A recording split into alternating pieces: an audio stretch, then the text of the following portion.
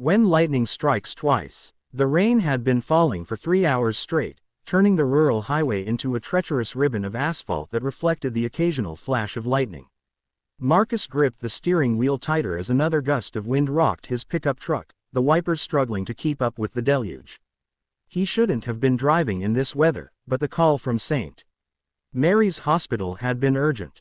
Emma was awake, they said. After 6 months in a coma following the accident that had shattered both their lives, his wife was finally conscious and asking for him. Marcus had been living in a kind of purgatory since that terrible night in April. The drunk driver who had slammed into Emma's car at the intersection had walked away with minor injuries, while Emma had been airlifted to the trauma center with massive head injuries. The doctors had been cautiously optimistic at first, but as weeks turned to months with no sign of improvement, even they had begun to prepare Marcus for the worst. Now, finally, there was hope. The rain intensified as he crested the hill overlooking Miller's Creek, the same stretch of road where everything had changed 6 months ago. Marcus forced himself to focus on the road ahead, not the memories that threatened to overwhelm him every time he drove this route. But tonight, with Emma finally awake, he allowed himself to imagine their reunion. Would she remember him? The doctors had warned that memory loss was common after such severe trauma. Would she remember their wedding day? Their plans to start a family? The house they'd bought just 2 months before the accident? Lightning illuminated the road ahead, and Marcus saw the deer too late. The animal bounded into his path, eyes wide with terror in his headlights. Marcus yanked the wheel hard to the left, feeling the truck skid on the wet asphalt. Time seemed to slow as the vehicle left the road, bouncing down the embankment toward the creek below. The impact threw Marcus forward against his seatbelt, the airbag deploying with a violent hiss. Steam rose from the crumpled hood, and he could hear the hiss of the radiator. But he was alive, conscious, and as far as he could tell, uninjured. That's when he heard the scream. It came from somewhere behind him, up on the road. A woman's voice, high and desperate, calling for help. Marcus unbuckled his seatbelt and forced open the driver's door, rain immediately soaking through his clothes. He scrambled up the muddy embankment toward the sound. What he found made his blood run cold. A small sedan had apparently hit the same deer, but unlike Marcus's truck, it had rolled multiple times before coming to rest on its roof. The driver's side door had been torn completely off, and a young woman with blonde hair was trapped inside, her legs pinned beneath the crumpled dashboard. "Help me," she gasped as Marcus approached. "Please, I can't feel my legs."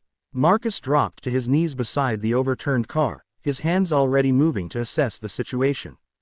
Years of volunteer work with the fire department had trained him for moments like this, though he'd never imagined using those skills on a night when he was rushing to see his wife for the first time in 6 months. "What's your name?" he asked, trying to keep his voice calm and steady. "Sarah," she whispered. "Sarah Martinez. Is it bad?" "I can't feel anything below my waist." Marcus could see that it was very bad indeed. The dashboard had crushed down across both her legs, and there was blood pooling beneath the wreckage. He pulled out his cell phone, but the screen showed no signal. The storm had knocked out the cell towers. "Sarah, I need you to stay with me, okay? Help is coming." It was a lie, but a necessary one. Marcus had no way to call for assistance, and they were miles from the nearest house. "My phone," Sarah said weakly. "In my purse." "Maybe." Marcus found her purse thrown clear of the wreckage. Her phone was cracked but functional, and by some miracle, it showed 1 bar of signal. His hands shook as he dialed 911. "911, what's your emergency?" "This is Marcus Chen. I'm on Highway 47, about 3 miles south of Miller's Creek. We have a single vehicle rollover with entrapment. Female driver, approximately 25 years old, conscious but trapped with possible spinal injuries. We need fire and rescue immediately. Sir, we're showing severe weather alerts in your area. Response times may be delayed due to road conditions." "How delayed?" "At least 40 minutes, possibly longer." Marcus closed his eyes. 40 minutes was an eternity for someone with injuries this severe. He looked down at Sarah, whose face had gone pale despite her obvious pain. "They're coming," he told her. "Just hang on." Over the next hour, Marcus did everything he could to keep Sarah conscious and stable. He used his jacket to shield her from the rain, applied pressure to the worst of her external bleeding, and talked to her constantly to prevent her from slipping into shock. She was a teacher, she told him, driving home from a conference in the state capital. She'd been planning to propose to her girlfriend next month, had the ring hidden in her apartment and everything planned out. She taught third grade and loved her kids, worried about one student in particular who was struggling at home. "Tell me about your wife," Sarah said during one of the lulls in conversation. Her voice was getting weaker, and Marcus could see that despite his best efforts, she was losing too much blood. "Emma," Marcus said, surprised by how good it felt to say her name out loud. "She's been in a coma for 6 months. Car accident, just like this. I was driving to see her when this happened. She woke up tonight for the first time. She must be worried about you." Marcus hadn't thought about that. Emma would be expecting him, wondering where he was. The nurses had probably told her he was on his way. She would be lying in that hospital bed, finally conscious after months of darkness, waiting for him to walk through the door. "What's she like?" Sarah asked. She's everything," Marcus said, wiping rain from his eyes. "We met in college. She was studying to be a social worker, wanted to help kids in the foster system. She grew up in foster care herself, bounced around from family to family, never really had a permanent home. But instead of making her bitter, it made her want to make sure other kids didn't go through what she did." "Sounds like a keeper." "Yeah, we got married 3 years ago. Small ceremony, just our close friends and the foster mom who took Emma in when she was 16. Mrs. Rodriguez basically raised her, was the first person to make her feel like she belonged somewhere." Sarah smiled weakly. "That's beautiful." The rain began to ease, but Sarah's condition was deteriorating. Marcus could see that she was struggling to stay conscious, her breathing becoming more labored.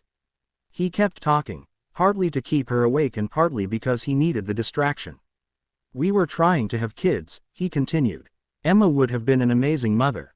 She had this way with children, could connect with even the most difficult cases at work. There was this one boy, Tommy, about 8 years old. He'd been in 7 different homes, acted out constantly, wouldn't trust anyone. But Emma spent months working with him, never gave up. By the time she found him a permanent placement, he was calling her Aunt Emma, and drawing her pictures." "She sounds wonderful," Sarah whispered.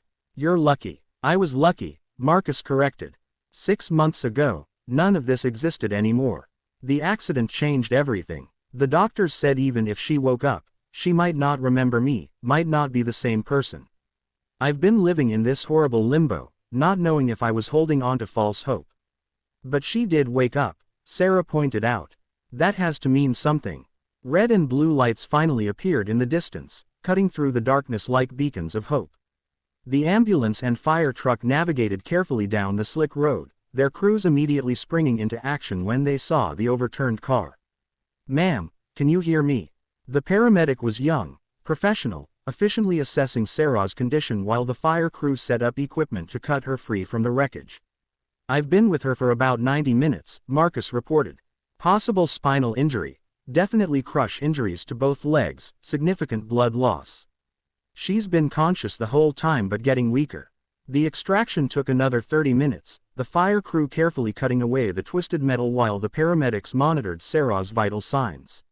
Marcus watched from a distance, his own minor injuries forgotten in the face of Sarah's struggle for life. When they finally freed her and loaded her into the ambulance, Sarah reached out weakly for Marcus's hand. "Thank you," she whispered. "Go see your wife. Tell her how lucky she is."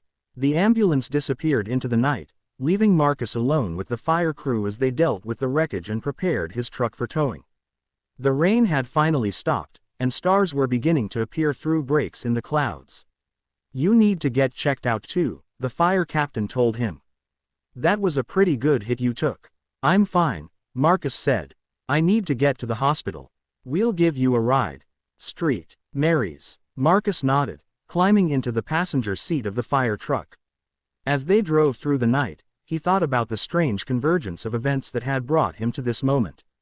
6 months ago, his wife had been critically injured in an accident on this very stretch of road. Tonight, rushing to see her for the first time since her awakening, He'd been involved in another accident that had allowed him to save someone else's life. Was it fate, cosmic justice, or just the cruel randomness of a universe that gave and took away without reason or pattern? Street. Mary's Hospital was a beacon of light in the darkness, its windows glowing warm yellow against the black sky. Marcus had spent so many nights here over the past 6 months that he knew every hallway, every nurse, every vending machine. But tonight felt different. Tonight, Emma would be looking back at him with conscious, aware eyes. Dr. Patterson met him at the elevator, her expression serious. "Marcus, thank God you're here. We were worried when you didn't show up." "I had an accident," he said simply.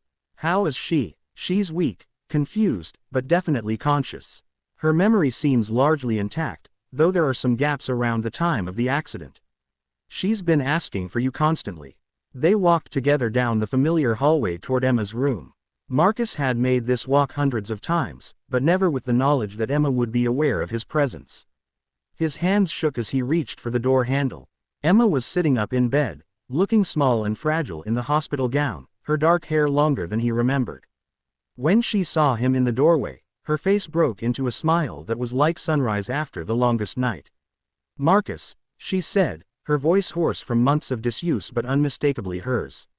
"I've been waiting for you." He crossed the room in 2 steps and took her in his arms, careful not to disturb the various tubes and monitors. She felt so thin, so breakable, but she was warm and alive and real. "I thought I'd lost you," he whispered against her hair. "Never," she said firmly. "I could hear you sometimes, you know. When you would read to me, or play that playlist you made. I couldn't respond, but I knew you were there. I knew you were waiting for me." They held each other for a long time, not speaking, just breathing together in the quiet hospital room. Outside, dawn was beginning to break, painting the sky in shades of pink and gold. "There was an accident tonight," Marcus finally said. "On my way here, a young woman was trapped in her car. I stayed with her until help arrived." Emma pulled back to look at him, her eyes taking in his rumpled clothes and the small cuts on his face from the broken glass. "Are you hurt?" "No, I'm fine. But she might not make it." She was talking about proposing to her girlfriend, about her students, about all these plans she had. "It made me think about us, about all the time we've lost." "We haven't lost anything," Emma said softly. "I'm here, you're here, everything else is just time, and we have plenty of that now." Marcus wanted to believe her, but 6 months of living in limbo had taught him how fragile happiness could be. "The doctors said you might not remember me.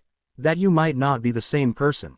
Emma smiled, the same smile that had made him fall in love with her 8 years ago. "Do you remember our first date? You took me to that terrible movie, the one with the talking dog, because you thought it would be light and fun, after I'd mentioned how stressed I was about finals. You fell asleep halfway through, and you sat there for the entire rest of the movie, perfectly still, so you wouldn't wake me up. When I woke up during the credits, you pretended you'd loved every minute of it." Marcus laughed despite everything. "It was a terrible movie. It was. But that's when I knew I loved you. Not because you had good taste in movies, but because you cared more about my comfort than your own entertainment. That's who you are, Marcus. Tonight, with that woman in the accident, you did the same thing. You stayed with her, kept her alive, because that's who you are. I almost lost you, but you didn't. I'm right here." They spent the next few hours talking, Emma sharing fragments of what she remembered from her time in the coma, Marcus filling in the gaps from the months of vigil he'd kept by her bedside. The sun rose fully, flooding the room with golden light, and for the first time in 6 months, Marcus allowed himself to believe that they might actually have a future together. Dr. Patterson returned around noon with an update on Sarah.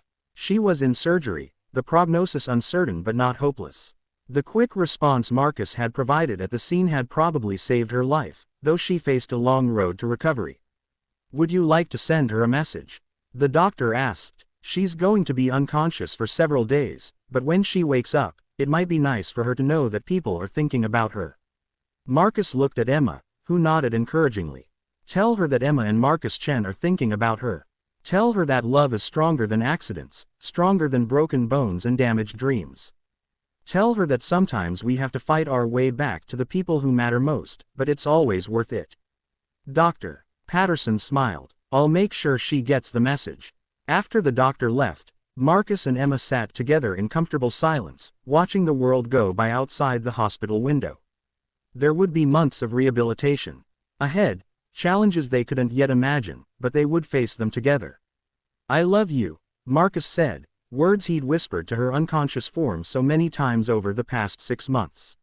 I love you too, Emma replied, and hearing her say it back after so long made everything else fade away. The accident that had brought them to this point was a tragedy, but it had also taught them something valuable about the fragility and preciousness of love. They had been given a second chance, and they would not waste it. Outside, the storm clouds had cleared completely, leaving behind a brilliant blue sky that seemed to stretch on forever. It was, Marcus thought, the most beautiful morning of his life.